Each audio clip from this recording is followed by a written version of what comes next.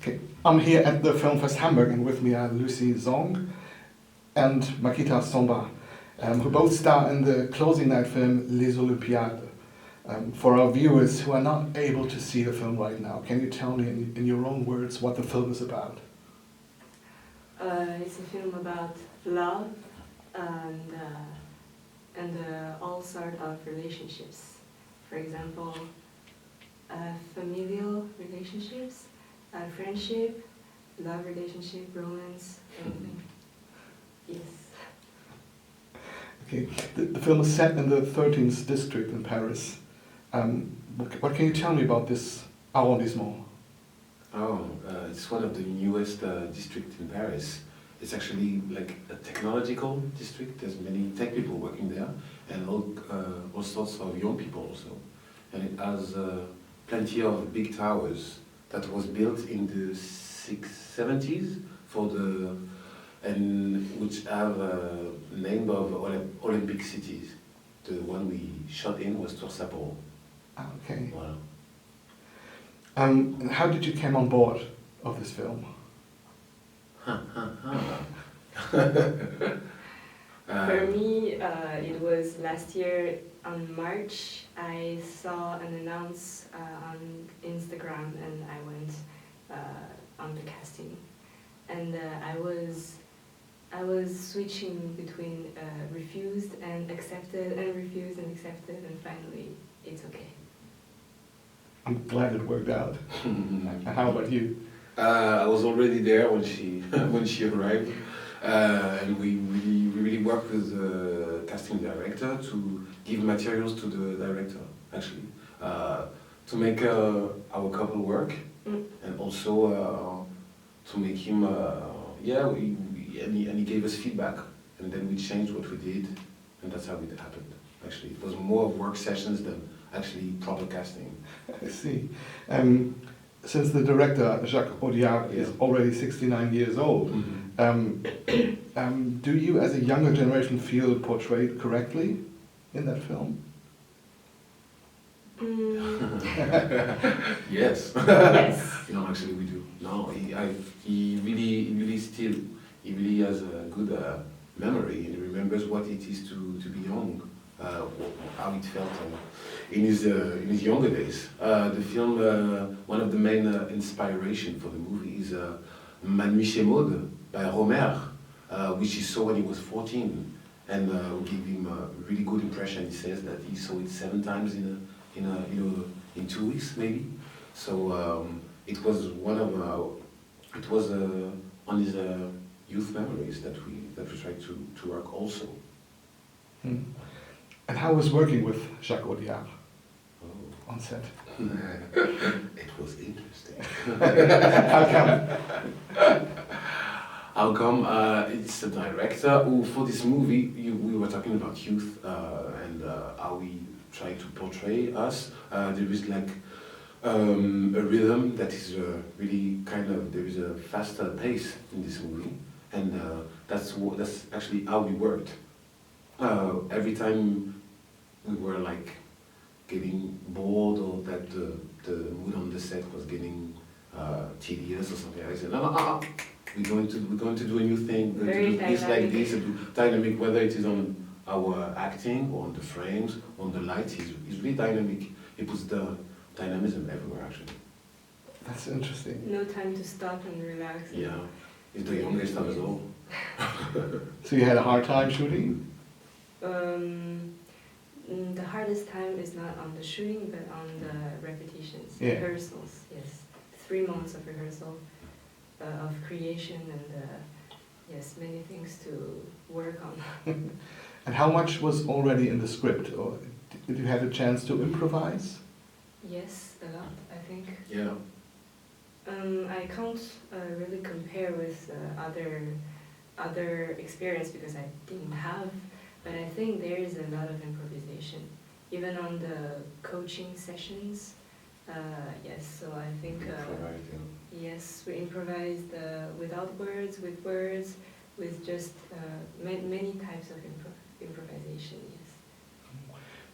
Since there are a lot of explicit scenes in the film, I would like to talk about filming those scenes.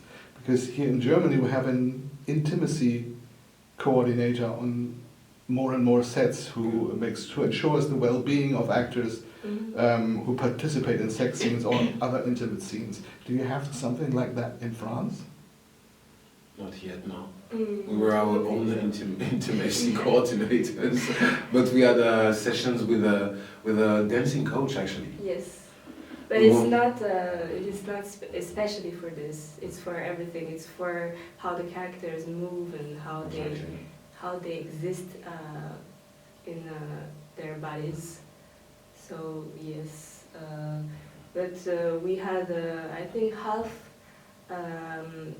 created by our own and half helped by others. Yeah, because we portray like roommates who are starting to sleep together. So the main goal was to be able to live together in the same building without being too intimate about things. You see, like roommates. Mm. And how did you both prepare for your roles? We spent a lot of time together.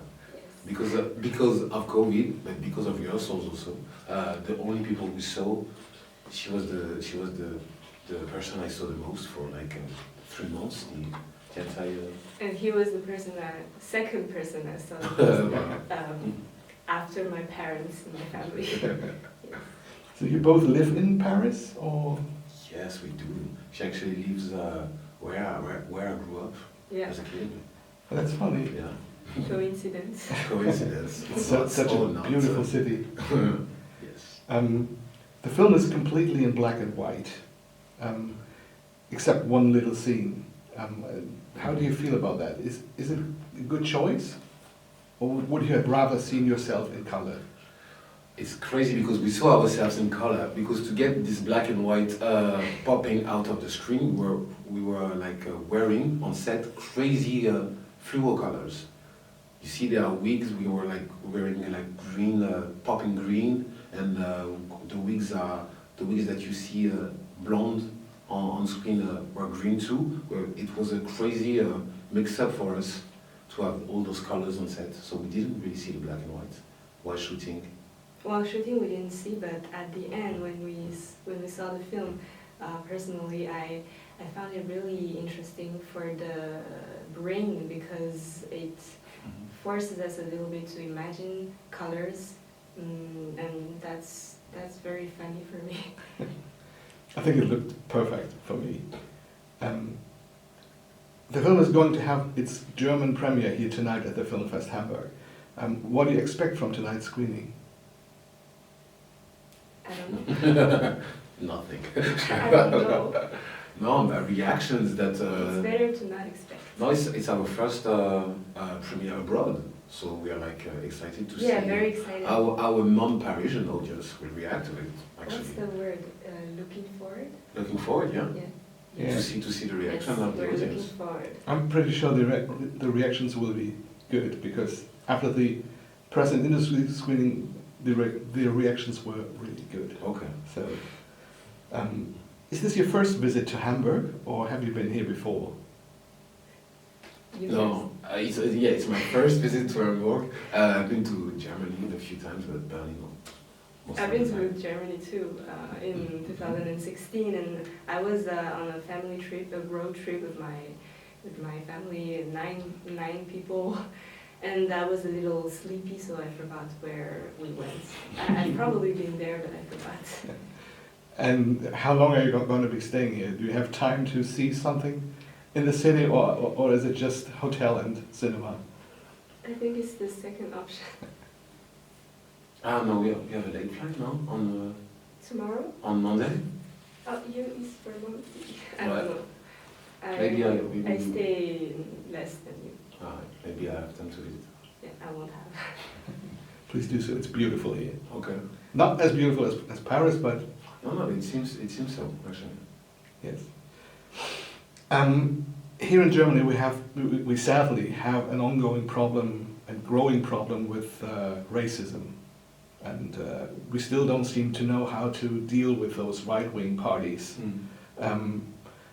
how do you personally experience something like that in France?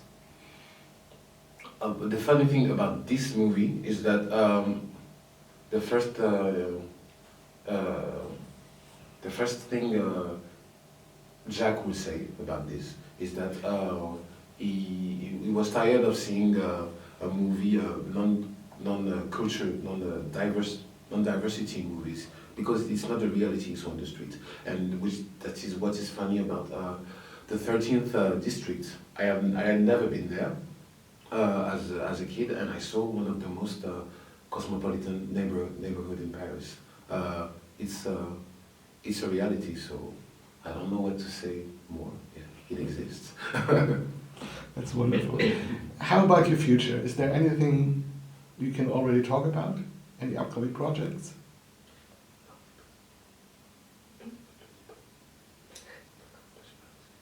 No.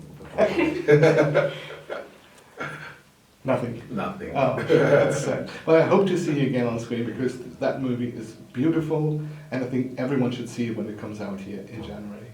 So thank you very much for the Thank you interview. very much. Thank you very much. Merci beaucoup pour l'interview. Merci à vous. Et bon succès avec votre film. Merci. Super. Merci.